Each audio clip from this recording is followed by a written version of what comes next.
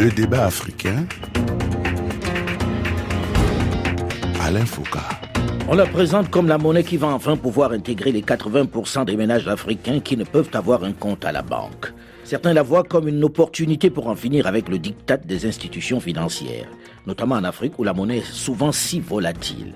Jack Dorsey, le PDG de Twitter de retour d'une tournée en Afrique, en voyant son évolution et l'intérêt qu'il suscite sur le continent, postait un tweet enthousiaste en ces termes. L'Afrique définira le futur, particulièrement celui du Bitcoin. Il a investi avec le célèbre artiste producteur Jay-Z près de 24 millions de dollars pour son organisation en Afrique et en Inde. Le Bitcoin, c'est quoi cette monnaie virtuelle qui suscite tant d'intérêt, qui depuis son lancement en 2009 a dépassé la valeur record de 50 000 dollars. C'est vrai qu'ils sont quelques-uns à s'être enrichis au sud du Sahara avec elle, et d'autres ont même créé leur propre Bitcoin. Mais qu'est-ce que c'est exactement la crypto-monnaie ? Comment fonctionne-t-elle ? Quels sont ses avantages et ses inconvénients ? Quel crédit lui accorder ? Comment expliquer sa fulgurante ascension ? Est-elle fiable ? Bonjour à tous et bienvenue dans le débat africain consacré ce dimanche aux crypto-monnaies et son développement spectaculaire en Afrique, avec sur ce plateau plusieurs invités, plusieurs spécialistes et acteurs de cette monnaie virtuelle.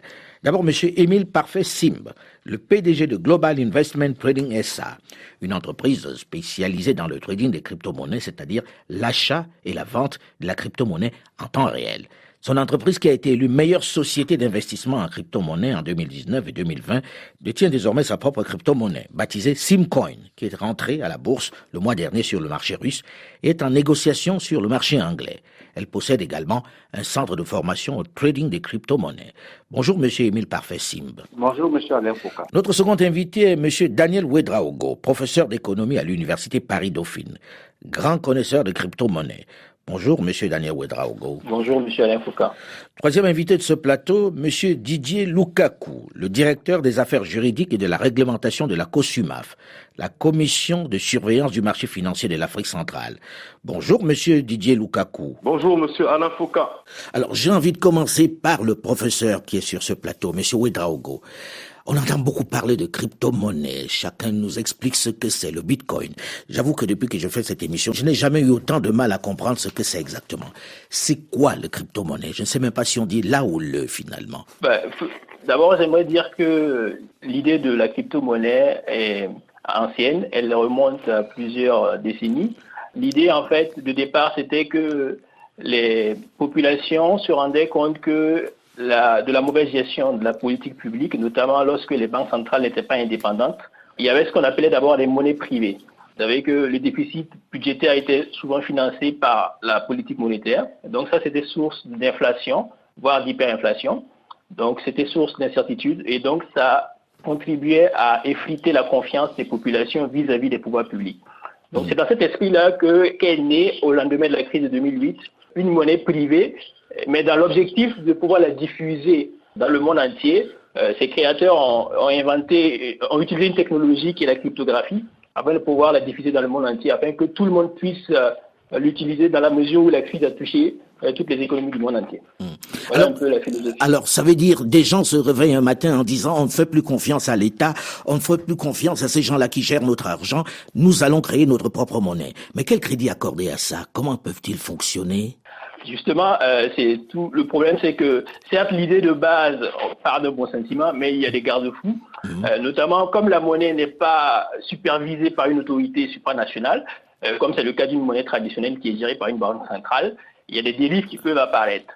Et pour le cas du Bitcoin, le premier élément, c'est qu'il y a des acteurs spéculatifs qui peuvent être sur le marché. C'est-à-dire que vous savez que la monnaie a trois fonctions principales. C'est une unité de compte et elle sert aussi à faire des transactions, mais aussi elle est un outil de réserve de valeur. Dans ce sens-là, certaines personnes peuvent venir utiliser le Bitcoin juste pour s'enrichir. C'est-à-dire que comme la quantité de Bitcoin est limitée, ils vont adopter des stratégies spéculatives dans l'espoir d'augmenter le prix du Bitcoin et pouvoir s'enrichir. Bref, ils vont spéculer parce que là, ça devient un peu technique. Alors, j'ai envie de comprendre. Monsieur Simb, j'entends Bitcoin, j'entends crypto-monnaie, etc., etc.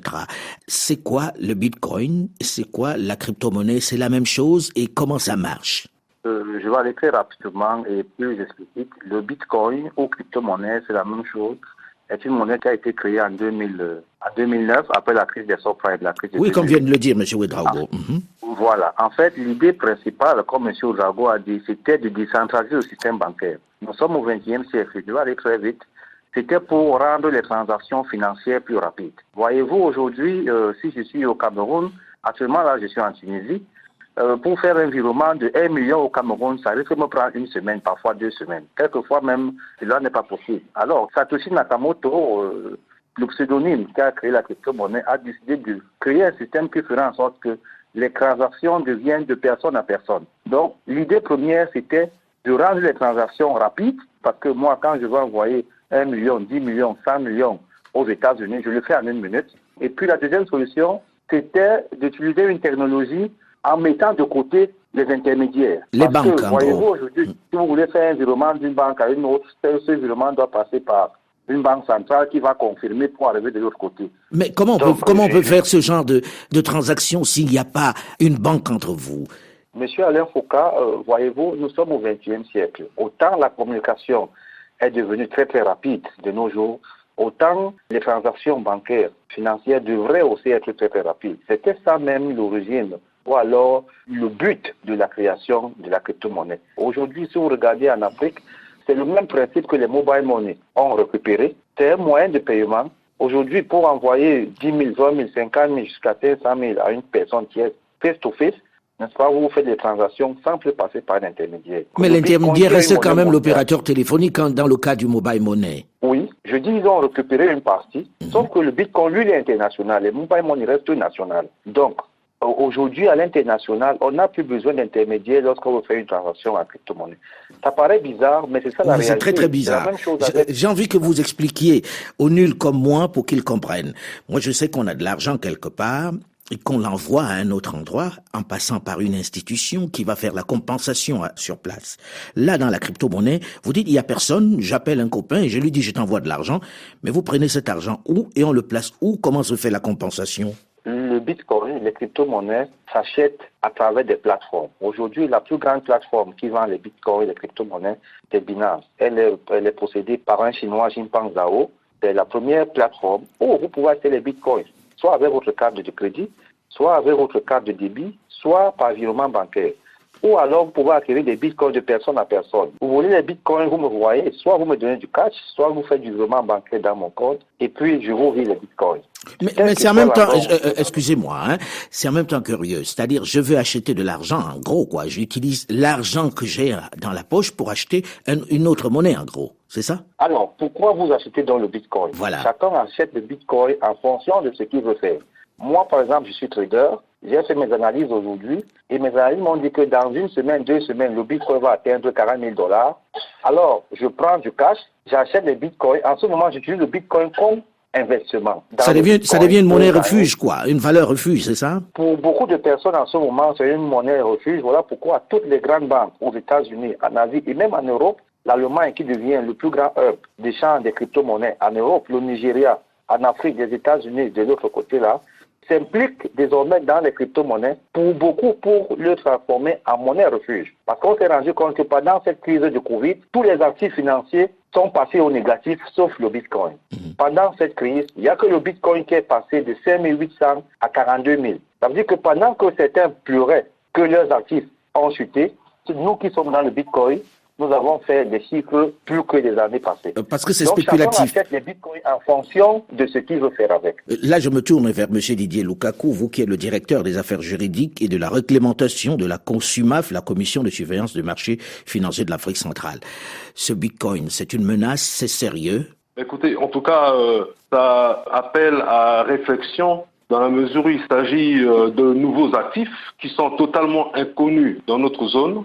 Et quand on regarde un peu la presse internationale, ce sont des outils qui ont défrayé la chronique. Il y a eu quand même beaucoup d'escroqueries. En tout cas, le phénomène est associé à des risques qu'il faut absolument appréhender. Bien sûr, les avantages du système, à savoir la rapidité, comme l'a expliqué M. Ouedraogo et M. Sim, les avantages liés à la rapidité des transactions, l'absence d'intervention d'un organe central de contrôle sont quelque part contrebalancés par les risques qui sont associés, qui sont réels, à savoir l'anonymat du système, parce qu'il évolue, il fonctionne entre ses utilisateurs.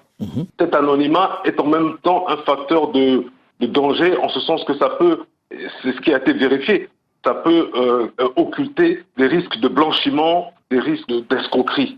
Alors, vous avez utilisé deux termes, blanchiment et escroquerie. C'est le terme qui revient souvent dans les papiers que l'on trouve. Mais en même temps, et là je reviens vers M. Ouedraogo, vous qui êtes enseignant d'économie, est-ce que c'est sérieux? Et quels sont les avantages pour l'Afrique? Parce qu'on voit les Africains s'intéresser à cela, on voit de plus en plus de transactions sur le continent, notamment au Nigeria, qui sont dans le domaine de la crypto-monnaie. C'est quoi les avantages réels aujourd'hui? Oui, d'abord, j'aimerais dire un mot sur l'intérêt qu'ont certains Africains, notamment les Nigériens, dans cette monnaie. Donc l'idée, c'est de dire que, bon, comme l'idée de départ, il y a quelques dérives, notamment comme vous savez que la monnaie nigériane est une monnaie fluctuante. C'est une monnaie le Naira est très fluctuant. Le Naira, voilà. Donc, comparativement à d'autres monnaies de l'Afrique de l'Ouest comme le CFA, qui est stabilisé.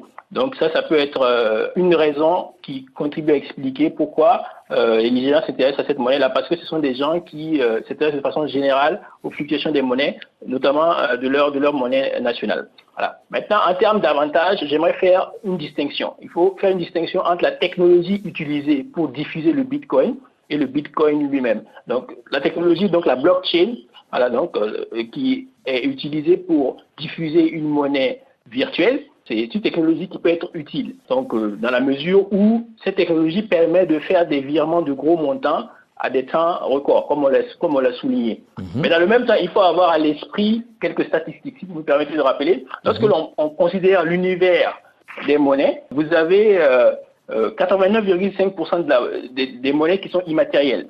Et dans l'immatériel, vous n'avez que 0,5% qui est virtuel. Le reste, c'est de la monnaie scripturale, c'est les comptes bancaires. Donc, alors pensez à Monsieur Koulibaly ou à Madame, je ne sais pas moi, Madame Daouda qui se trouve dans le sud de Banfora, au Burkina Faso. Quand vous dites 80% de la monnaie est immatérielle, ça veut dire que ce que les banques utilisent tous les jours n'existe pas en papier, quoi. Parce que nous, quand on pense à argent, on pense à l'argent en papier et aux pièces. Ça veut dire que c'est de l'argent virtuel au départ, 85%. Et quand je parle de monnaie immatérielle, je veux qu'on fasse la distinction entre les billets de banque et les comptes en banque. Les comptes en banque, c'est des jeux d'écriture dans les comptes des clients, donc les ménages et les entreprises. Donc, lorsqu'on a un compte en banque, madame qui a Banfora a son compte en banque, elle a un certain montant sur le compte, mais elle ne dispose pas de tous les billets. Donc, ce qui est le plus important, c'est le montant du compte bancaire. Voilà. Et parmi ces comptes bancaires, vous avez les monnaies virtuelles dont fait partie le Bitcoin qui représente que 0,5%. Ce que je veux dire par là, c'est que ça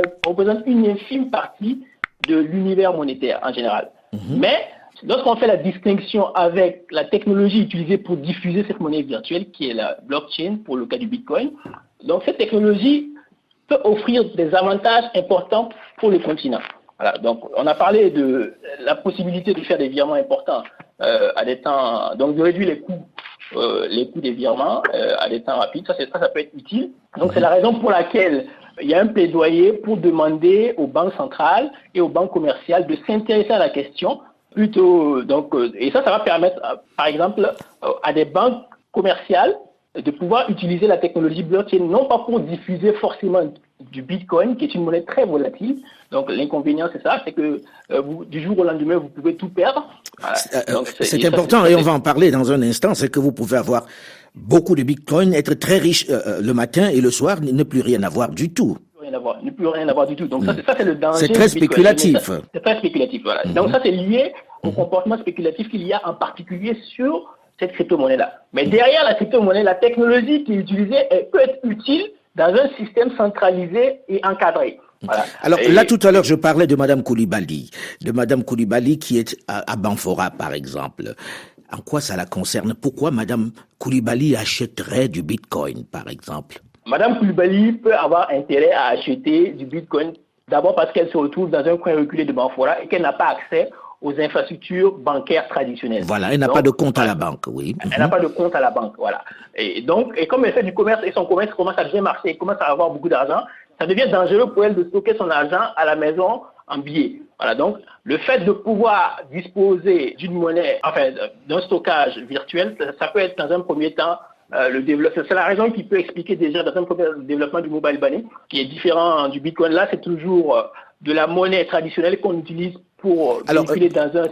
Allons jusqu'au bout de la logique. Madame Koulibaly, comme vous dites, a vendu beaucoup de coton, a gagné de l'argent et par sécurité a envie de placer ça quelque part. Comment elle fait pour se retrouver dans le Bitcoin? Très concrètement, là je me tourne vers Monsieur Simb. Pourquoi irait-elle vers le Bitcoin au lieu d'aller peut-être dans un compte d'épargne pour déposer cet argent à je sais pas moi, en montant à Bobo Dioulasso? Alors, pourquoi Mme Koulibaly voudrait acheter du Bitcoin? Simplement parce que, un, elle veut garder son argent quelque part, et deux, parce qu'elle veut le fructifier. Donc, il y a certains qui achètent du Bitcoin, qui entrent dans les crypto-monnaies pour le stockage, pour les valeurs de réserve. Il y a d'autres qui entrent pour faire fructifier leurs besoins. Donc, Mme Koulibaly qui est à Banfora, qui veut acheter les bitcoins, effectivement, il faudrait qu'elle contacte déjà la personne qui possède les bitcoins, peut-être parce qu'elle a du cash. Si c'est dans son compte bancaire, il faudrait qu'elle entre. Non, elle n'a pas de compte du tout, Mme Koulibaly. Alors, il faudrait qu'elle se rapproche de la personne qui en possède déjà. C'est cette personne-là qui va lui transférer ses bitcoins dans son compte, parce que cette personne-là, elle sait où aller les acheter. Bon, là déjà, il y a un intermédiaire. L'idée, c'était de ne plus avoir d'intermédiaire. Donc, dans un premier temps, il faut qu'elle vienne vous voir et vous dise, voilà, j'ai de l'argent à la maison et j'aimerais bien le placer quelque part et puis le voir fructifier. Elle vient voir votre société. L'intermédiation ici, c'est beaucoup plus au niveau des validations. Lorsque moi, je possède les bitcoins, j'envoie à Mme Koulibaly, il n'y a pas d'intermédiaire. Par contre, lorsque j'ai l'argent dans mon compte bancaire, je vais envoyer à Mme Koulibaly, il y a un intermédiaire qui est la Banque centrale. Ces deux intermédiaires sont très, très différents. Moi, je possède une marchandise qui est le Bitcoin. Je lui transfère ça, peer-to-peer, personne à personne, sans intermédiaire. Ce sont des transactions instantanées. Alors que l'intermédiation dont on parle sur la banque, c'est d'un compte à un autre, mais passant par la Banque centrale qui doit absolument valider. Donc, c'est différent. Alors, j'ai envie de poser la question. C'est que lorsque j'écoute, j'ai le sentiment que ça concerne essentiellement ceux qui ont déjà de l'argent et qui ont envie de placer ça quelque part, que ça ne concerne pas le plus grand nombre. Pourquoi le plus grand nombre s'intéresserait d'un coup comme ça à la crypto-monnaie? Ça concerne tout le monde. Moi, j'ai créé une entreprise en 2017. Ma devise, c'est crypto-monnaie en Afrique, expérimentation, opportunité et challenge. Moi, j'ai commencé à investir dans les crypto-monnaies avec 200 000 francs. Voyez-vous, tout le monde peut avoir 200 000 francs en 2, 3, 4, 5 mois. Les 200 000 francs, quand j'ai acheté les crypto-monnaies, j'ai attendu qu'elles prennent la valeur et ça m'a donné ce que ça m'a donné. Vous pouvez investir dans les crypto-monnaies avec 10 000, avec 15 000, avec 20 000, avec 50 000, avec 100 millions, avec 1 milliard. Tout le monde investit dans les crypto-monnaies en fonction de ses moyens. Maintenant, tout dépend des besoins ou alors de ses objectifs, à court, à moyen et à long terme. Donc, c'est une activité qui concerne tout le monde. Et moi, je suis de ceux qui pensent que les crypto-monnaies peuvent enlever les Africains de l'enclavement financier. Parce que, voyez-vous, tout le monde peut y investir. Tout le monde. Mais vous comprenez, nous, on a du mal à se dire qu'on peut se lever un matin comme ça et puis on a sa monnaie. Et que cette monnaie-là marche, qu'on peut acheter quelque chose à l'autre bout du monde avec de l'argent que l'on a créé qui ne passe pas par une banque centrale. Comment ça marche? Où est le refuge? Qui a l'argent qui permet de dire que moi j'en ai ou pas de l'argent? Le principe de la monnaie, déjà, M. Alain Foucault, c'est la confiance. Le premier principe de la monnaie, c'est la confiance. Voilà pourquoi, lorsqu'on enlève un billet de 10 000 en circulation, on dit ce billet, si on ne le veut plus, on met un autre billet de 10 000, c'est la couleur qui change. La valeur reste la même. Mais on ne fait plus confiance à l'ancien billet. Même si on le jette en route, personne ne va le ramasser. Le nouveau billet qu'on met en circulation, tout le monde peut courir dessus parce qu'on a plutôt confiance à ce billet-là. La crypto-monnaie repose d'abord sur la communauté. C'est un ensemble de personnes qui ont accepté cette monnaie, cet actif comme monnaie. Et désormais, l'acceptent l'échanger contre des produits. C'est la même chose auparavant avec le troc. Avec le troc, on pouvait s'échanger du bœuf contre du mouton. Mais il fallait que moi, j'accepte prendre du bœuf et vous acceptiez prendre du mouton. Aujourd'hui, si vous acceptez prendre le bitcoin contre un véhicule, vous allez l'accepter. C'est comme les mobile money en Afrique. Ce ne sont pas tous les supermarchés qui acceptent les mobile money. Ceux qui n'acceptent pas, c'est parce qu'ils ne font pas confiance au mobile money. Alors ça s'appuie sur la confiance et on va en parler dans la seconde partie de cette émission. On va parler également des risques, parce qu'il y a des risques lorsqu'il y a spéculation. On parlera aussi de la législation. On se retrouve juste après une nouvelle édition du journal sur Radio France Internationale pour la suite de ces débats. Restez à l'écoute et à très vite.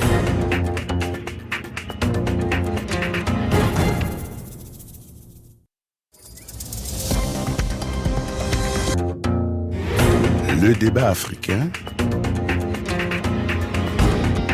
Alain Foucault.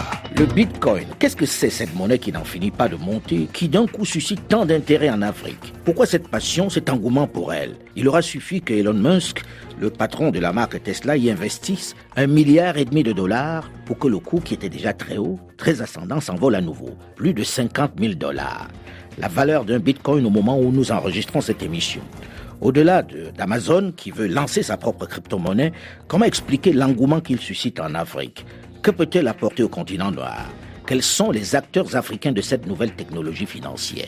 Bonjour et bienvenue dans la seconde partie du débat africain consacré ce dimanche à la crypto-monnaie, avec sur ce plateau plusieurs invités, plusieurs spécialistes et acteurs de cette monnaie virtuelle. D'abord, M. Émile Parfait Simb, le PDG de Global Investment Trading SA, une entreprise spécialisée dans le trading des crypto-monnaies, c'est-à-dire l'achat et la vente en temps réel.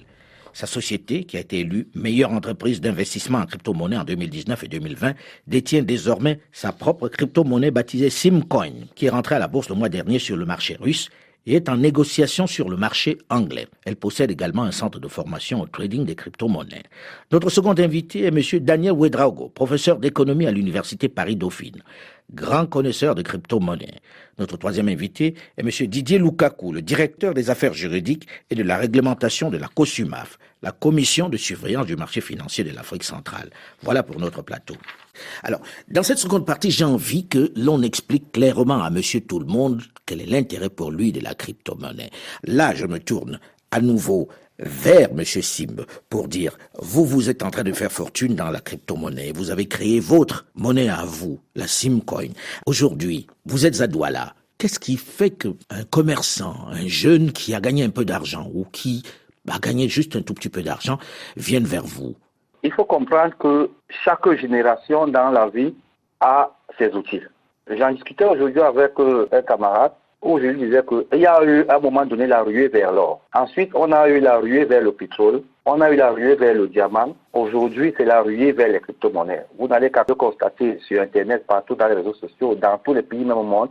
La ruée aujourd'hui, c'est vers les crypto-monnaies. Pourquoi? Parce que c'est l'activité de l'heure. La génération actuelle, dans certains pays qu'on appelle la génération TTC, avec les téléphones Android, doivent utiliser les téléphones pour gagner de l'argent. Alors, le jeune, qu'il soit étudiant, qu'il soit homme d'affaires, qu'il soit n'importe qui veut fructifier de l'argent aujourd'hui, ou bien qui veut gagner de l'argent demain, nous on le conseille d'investir dans la crypto-monnaie parce que c'est la seule activité qui vous demande un peu d'investissement après 2-3 ans pour vous voir devenir riche. Prenons l'exemple du Simcoin. Le Simcoin, c'est une crypto-monnaie, la toute première en Afrique francophone, qui a été créée par moi, M. Simb, et qui est cotée en bourse. Si vous partez sur CoinMarketCap, qui est le marché des crypto-actifs, vous allez voir le Simcoin qui a une valeur, je crois, $1,2 en ce moment. Il est entré à $1 le 4 janvier, si je me rappelle bien. Il est coté dans un marché russe qu'on appelle la token. Je crois que d'ici lundi, il sera coté dans Bittrex. Oui, là vous parlez de votre monnaie qui est en évolution. C'est très bien. Mais maintenant, à côté de ça, j'ai envie qu'on soit très concret. Pourquoi quelqu'un viendrait vers vous, là, pour vous confier son argent pour acheter de la Simcoin? Pas forcément nous confier, mais chacun peut entrer en ligne, acheter le Simcoin. Pourquoi? Parce que acheter une crypto-monnaie, je veux vraiment utiliser les termes terre à terre. S'il vous plaît. Acheter une crypto-monnaie, c'est comme acheter un terrain à PK21. Oui, qui est un quartier très très éloigné de la ville de Douala. Voilà. Très éloigné, qui n'a pas encore de valeur. Et là-bas, le mètre carré du terrain coûte, par exemple, 1 000 francs, le mètre carré. Vous achetez 10 hectares là-bas aujourd'hui à 100 000. Avec pour espoir que dans 1 an, dans 2 ans, dans 3 ans, lorsque la route va passer, le terrain va prendre la valeur et vous revendez vos 10 hectares à 10 millions, à 50 millions, à 100 millions. Donc c'est de la spéculation. Vous misez sur l'avenir en vous disant dans 2-3 ans, je vais avoir des revenus plus importants parce que j'aurai vendu le terrain beaucoup plus cher. Sauf que j'ai envie de me tourner là vers Monsieur Lukaku. Est-ce que c'est pas dangereux? Est-ce que ça présente pas des risques? Est-ce que c'est pas très spéculatif? Quelqu'un ne risque pas de tout perdre là-dedans? Bien entendu. C'est une des raisons qui, justement, explique la mobilisation des autorités de régulation sur le secteur financier. Pour ne parler que de l'Afrique centrale, vous avez la Banque centrale, la BEAC, la Commission bancaire, la COSUMAF et même le GABAC réfléchissent et entendent mettre en place un cadre de concertation pour, justement, essayer de protéger les épargnants contre ce type de risque. il y a tout lieu de s'inquiéter de produits qui sont totalement inconnus dans notre zone, mais qui présentent du fait de leur volatilité de véritables risques de perte. Mais en même temps, on a envie de vous dire, vous avez vu arriver cette crypto-monnaie sur le marché. Comment expliquer que la législation soit en retard là-dessus? En fait, l'Afrique centrale n'est pas la seule dans ce cas. Je pense que quand les premières plateformes ont vu le jour aux États-Unis, en Asie, je crois que la réglementation, et même en Europe, il en est de même. Les réglementations, il y a eu d'abord, dans un premier temps, une attitude d'observation, et les premières réglementations sont souvent apparues par la suite. Je pense que la bonne attitude, ce n'est pas d'interdire forcément, mais il faut comprendre le phénomène, parce qu'il n'a pas que des inconvénients, il a également d'énormes avantages, y compris pour le système financier. Donc il faut prendre un certain temps d'adaptation, d'observation, de connaissance de cet écosystème avant de l'encadrer. Alors, est-ce que vous travaillez à l'encadrement de cet écosystème? Là, vous venez de dire que ça présente des avantages. Donnez-nous un ou deux avantages. Moi, je pense que la technologie, dans la mesure où cette technologie nouvelle, dans la mesure où elle s'appuie notamment sur ce qu'on appelle la cryptographie, elle apporte une sécurité dans la conservation des données et donc dans la circulation, dans les transactions qui sont initiées. Je veux dire, un intérêt non négligeable, c'est celui de la fiabilité des informations qui est renforcée. Un autre intérêt, c'est la transparence des transactions. Et je pense que dans différents secteurs du système financier, les acteurs, les intermédiaires des marchés financiers, les banques centrales également, les bourses, pour ne parler que d'elles, peuvent tirer avantage de ces nouvelles technologies dans leur fonctionnement. Alors, lorsqu'on écoute ça, on se dit, vous qui êtes là pour la surveillance des marchés financiers de l'Afrique centrale, vous devrez peut-être accompagner ce mouvement, non? Alors nous, notre attitude a été d'abord d'alerter le public par communiquer sur les risques potentiels associés à ces opérations. Alors il n'existe aucune réglementation, donc on ne peut pas dire qu'il existe des interdictions. Non, il n'y a pas d'interdiction. Il y a juste une attitude d'alerte dans le cadre de notre mission de protection de l'épargne, alerter le public sur les risques éventuels qui sont associés à ces investissements. Alors, Daniel Ouedraogo, vous qui êtes enseignant d'économie et qui, vous aussi, vous investi dans le domaine de la crypto-monnaie, puisque vous êtes également membre fondateur d'une de ces crypto-monnaies qui s'appelle Afro. Si vous avez votre tante, votre oncle, qui dit « je vais acheter de la crypto-monnaie », quel est le conseil que vous lui donneriez? Est-ce que vous lui diriez « attention, vous pouvez en perdre » ou « forcément vous allez en gagner » ? Donc, comme je le disais tout à l'heure, on peut acheter de la crypto-monnaie essentiellement pour deux raisons. Dans un premier temps, pour un motif de transaction, pour échanger contre des marchandises, parce que, évidemment, c'est pas très répandu en Afrique, mais en Europe et en Occident de façon générale, il y a certaines transactions qu'on peut faire avec de la crypto-monnaie. Mais le motif le plus important d'acquisition de crypto-monnaie aujourd'hui, c'est le motif de spéculation. Donc, c'est pour pouvoir investir et puis s'enrichir. Voilà. Donc, si l'idée, c'est de s'enrichir dans les crypto-monnaies, ça voudrait dire que le conseil que je peux donner déjà, c'est de dire d'alerter sur les risques potentiels. C'est-à-dire que si vous choisissez d'investir, donc le niveau de rentabilité le plus élevé dans l'univers des crypto-monnaies, c'est évidemment le Bitcoin, mais dans le même temps, le risque associé est le plus élevé. Voilà, donc vous lui dites, vous allez mettre votre argent là-dedans, mais il faut savoir que vous pouvez aussi perdre cet argent-là. Voilà. Donc il faut être conscient de ça lorsqu'on choisit d'investir dans le Bitcoin. Alors, concernant l'Afro est ce qu'on appelle un stablecoin. Donc, c'est-à-dire que c'est une crypto qui ne varie pas comme le Bitcoin. Donc, la valeur est stable dans le temps, comme la valeur, par exemple, d'une monnaie comme le franc CFA est stable avec l'euro. Ça veut dire que celui qui investit dans l'Afro ne risque pas de perdre de l'argent, mais il ne risque pas d'en gagner non plus.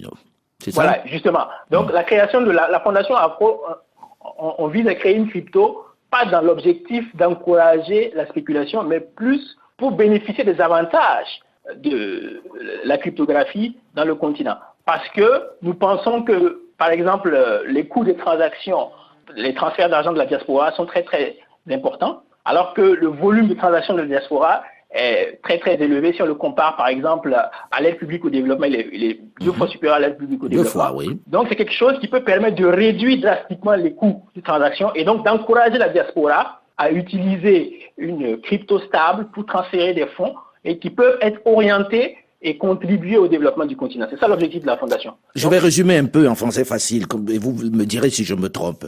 Ça veut dire que avec le volume d'argent que la diaspora envoie au pays, vous vous dites, on va plus aller à la poste pour les entreprises américaines et anglaises qui opèrent dans ce domaine-là. On va utiliser la crypto-monnaie pour que vous n'ayez plus à payer les frais que vous payez lorsque vous envoyez à vos parents. C'est bien ça? Tout à fait. Parce que justement, les entreprises américaines essentiellement, lorsqu'il s'agit de l'Afrique en particulier, voilà, donc les coûts sont importants et donc ça n'encourage pas, ça peut être un facteur désincitatif d'envoi d'une certaine somme. Évidemment. Voilà. Mais en même temps, celui qui vient qui dit voilà, ok, je vais envoyer de l'argent à ma grand-mère au village ou bien je vais envoyer de l'argent pour les soins, puisque généralement c'est pour ça, comment il fait concrètement? L'idée c'est que nous sommes en train de nous rapprocher des États pour pouvoir expliquer le bienfait. C'est pour ça qu'on fait un plaidoyer pour que les gens s'intéressent à la question, notamment les pouvoirs publics, pour qu'on comprenne que l'idée n'est pas toujours de faire de la spéculation, mais à partir du moment où les gens comprennent le bienfait de cette technologie et des potentialités qu'elle peut offrir, nous serons dans une situation où la faux pourrait être utilisée comme moyen de paiement. Et nous avons des exemples. Aujourd'hui en Côte d'Ivoire, nous avons des collaborations avec la Poste qui nous permettent d'avoir. Donc, on peut utiliser, par exemple, de l'afro pour faire des envois recommandés en Côte d'Ivoire. Pour faire des envois recommandés en Côte d'Ivoire.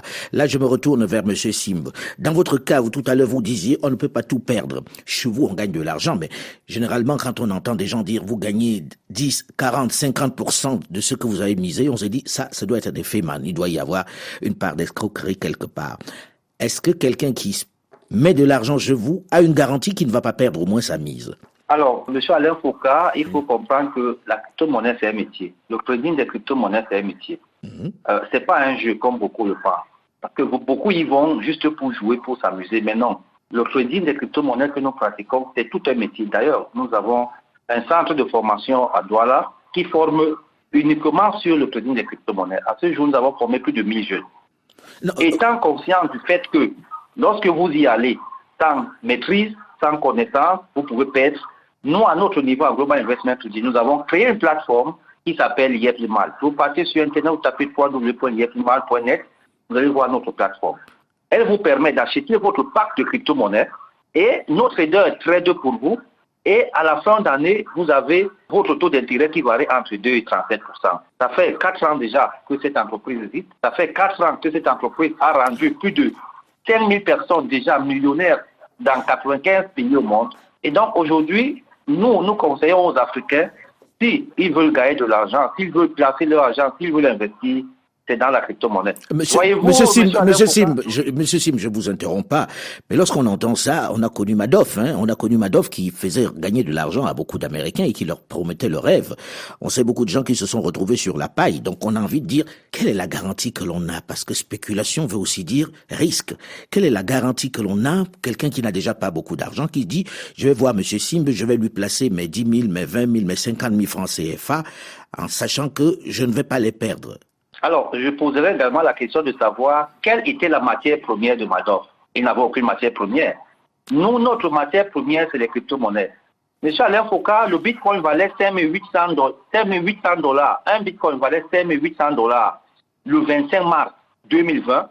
Et le 30 décembre 2020, ce même bitcoin valait 42 000 $.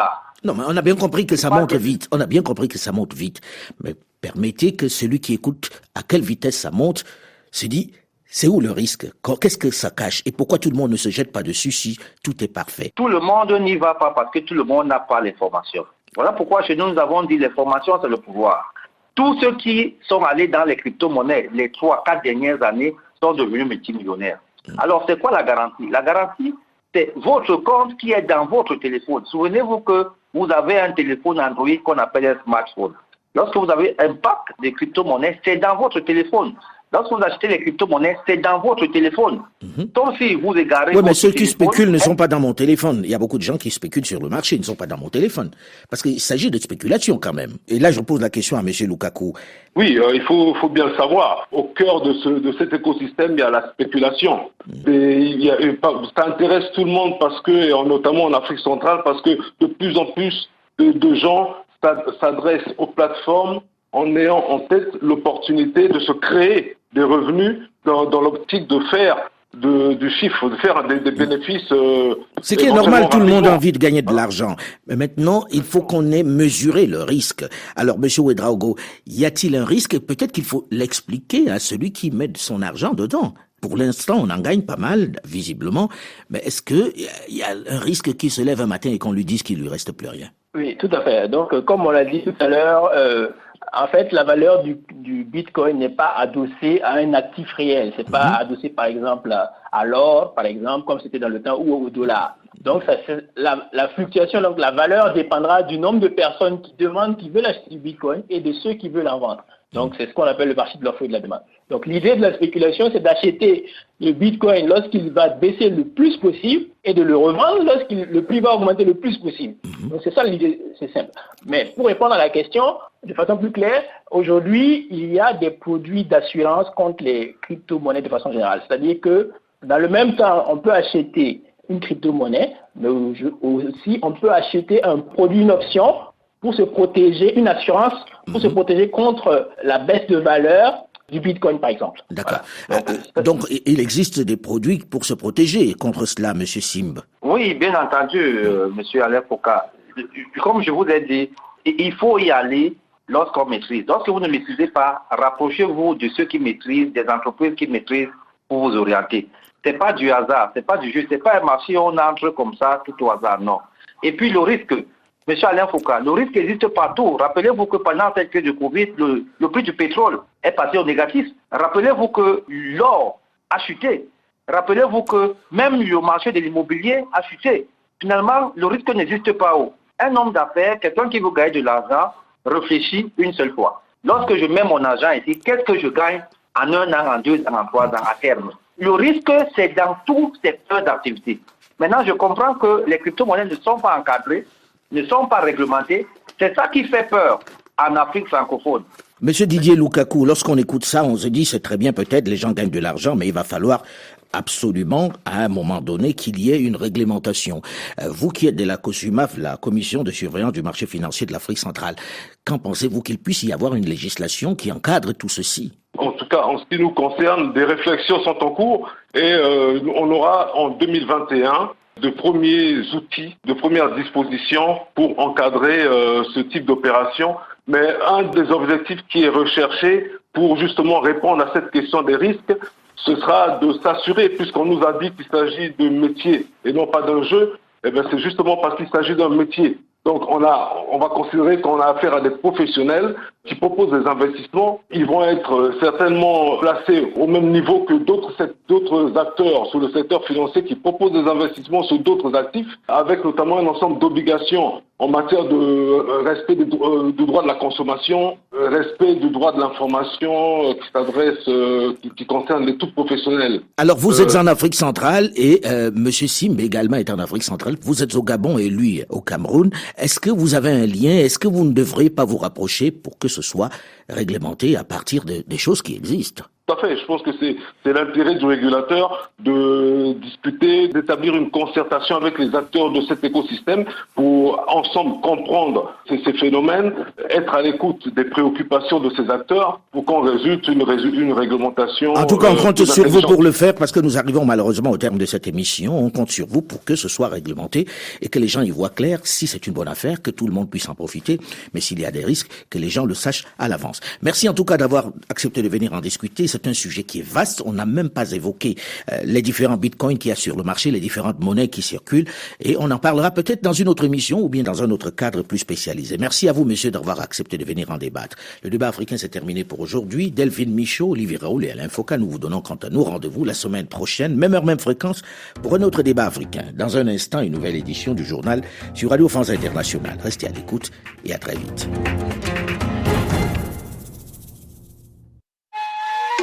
Le coq chante